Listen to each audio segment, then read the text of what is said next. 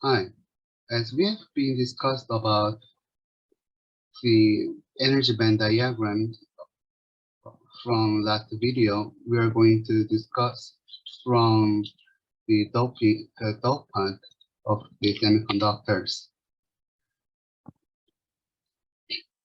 If we put a doping material in the fifth element, like nitrogen phosphorus,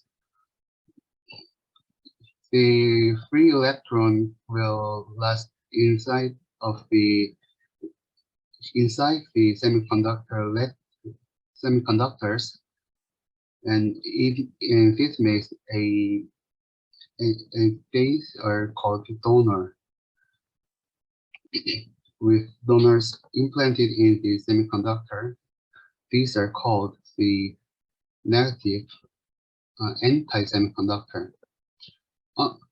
However, if we put boron, aluminum, or gallium inside of the silicon in that semiconductor, the lack of electron, as so-called hole, it will be inserted, and these elements are called acceptor, and the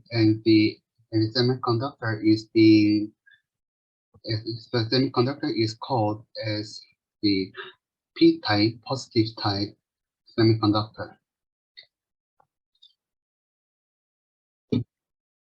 With these two semiconductors, we can contact the two types of semiconductors and make a diode. As you can see in the energy band diagram, the Fermi level is, we can label the Fermi level line, and if the energy Fermi level is upper than the intrinsic, it is the n-type, and if the Fermi level energy is lower than the intrinsic level, it is called the p-type. With these materials, we can rectify the AC current into DC current. This is a brief picture how diodes work. In the conduction band, the anti-semiconductor have a lot of free electrons above the conduction band, and however, on the other hand, there are a lot of holes in the p-type semiconductor in the valence band. In the second picture, if we have the negative wave potential, the inverse power is inside the p-type semiconductor's energy level is upward, and there will be really less current flowing from p-type to n-type. However, because some electrons and holes are generated inside of the depletion region, few currents can flow with the generation of electrons and holes. On the other hand, if we plug the diode in the right direction, the energy band in anti-semiconductor is upward, and a lot of electrons can flow through the p-type, and the p-type electrons can flow through inside with diffusion current, and the same things will happen in holes in the p-type through n-type.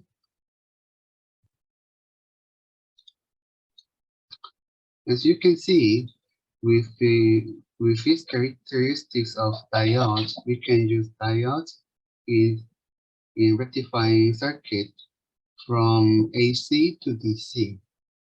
with a smoothing capacitor inside, you can even rectify further into clear DC current. Okay, let's move on to the MOSFET.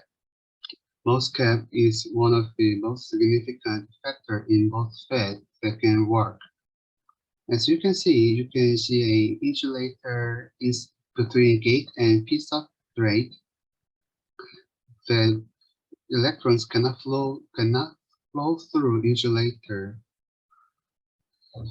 if we put some voltage, positive or negative voltage.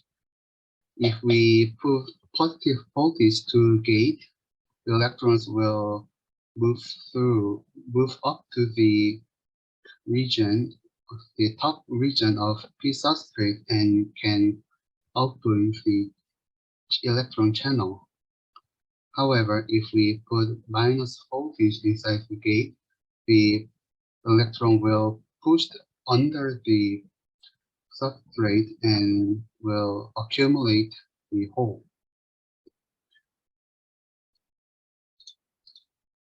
With this said, if we put positive voltage onto the gate, we can open the channel with electrons, so the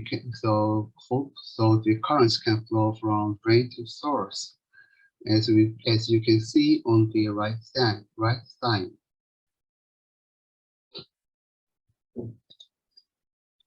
As you can see, the first way we can use MOSFET is to amplify signals. If you put the input into the gate and output to the drain, you can amplify the input signal to much higher output signal. Another way to use this is to use the MOSFETs into digital signal. If we put the PFET and MFET both sides, we can choose which MOSFET is turned on or turned off. We can cut most of the current flowing from VDD to ground. This will they will highly reduce the energy disappearance. And with these CMOS structures, we can use the MOSFETs into logical devices or digital devices.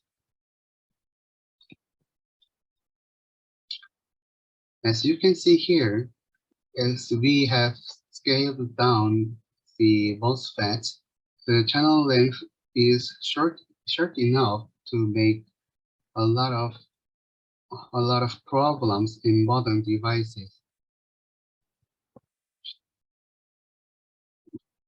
One of the biggest problem here is that the current can punch through the drain from drain to source even when the gate is turned off, because the channel length is too short and the depletion region can merge into one. Not to make this happen, we can make a MOSFET on the oxide to make the substrate really thin, and this is called the silicon-on insulator. However, silicon-on insulator process is much harder than the conventional MOSFET, so it is not that widely used. However, if we cut the substrate into thin structures, these are called FinFET, and this is now widely used in modern electronics. If we cut the lower part of the fin, these are called the gate-all-around FET, and it is going to be best produced in some months.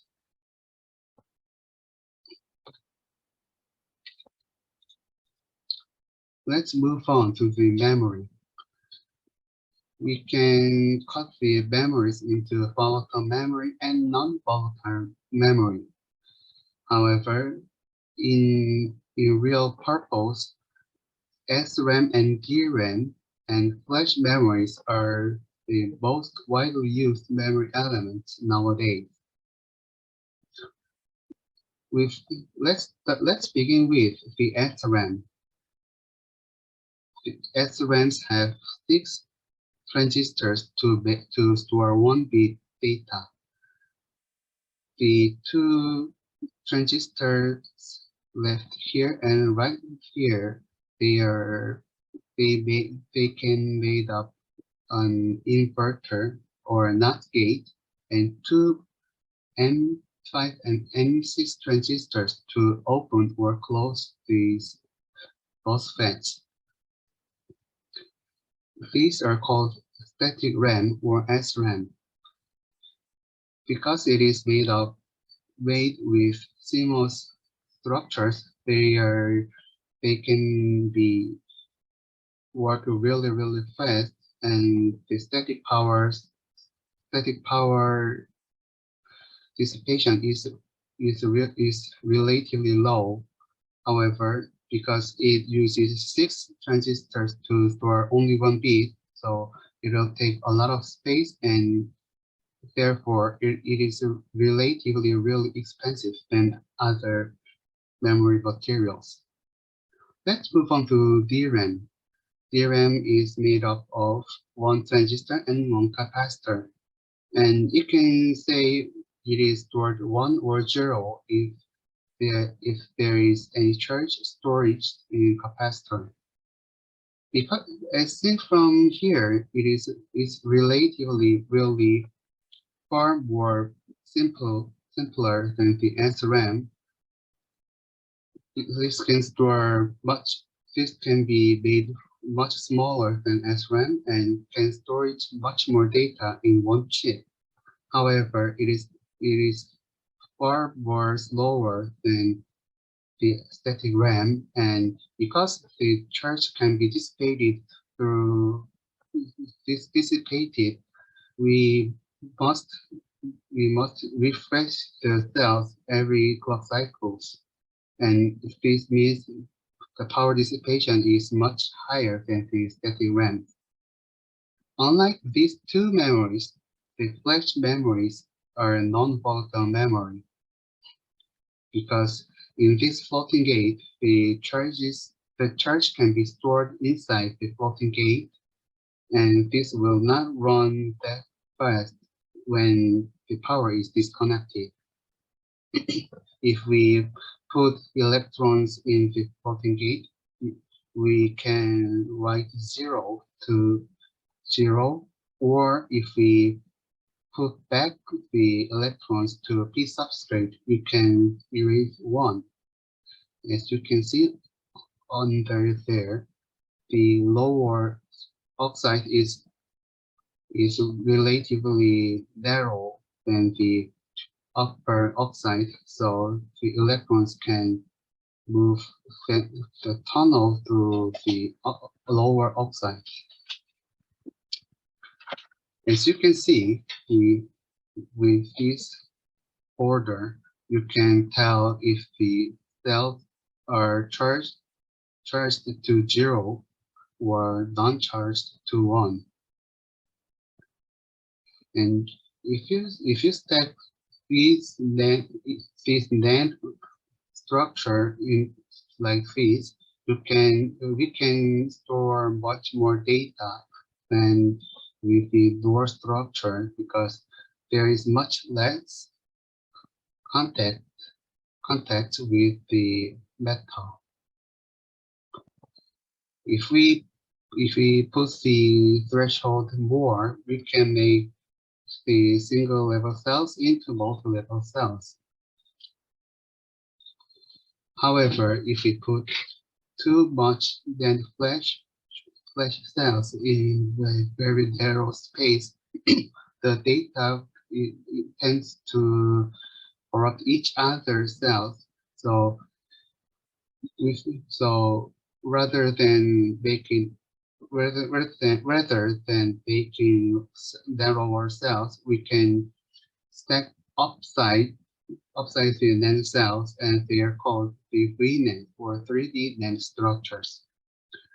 The modern NAND devices are widely using the free NAND technology.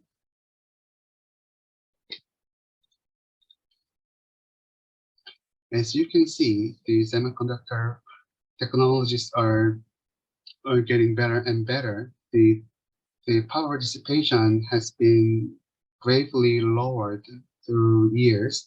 So with these technologies, we can make the electronic devices much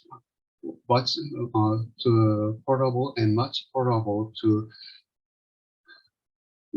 in mobile devices. Thank you for listening.